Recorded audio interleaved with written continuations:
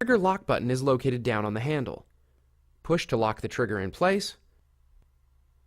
To unlock, squeeze the trigger once. Before welding, you might want to tack your material in place using a quick L or other hot air tool.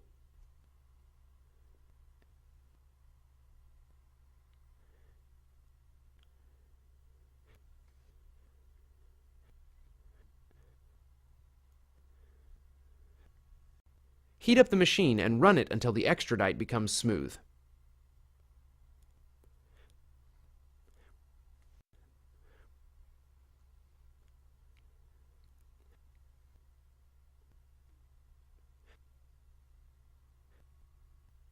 Lay down a steady bead of plastic as you move the extruder along the welding path in the direction of the preheat.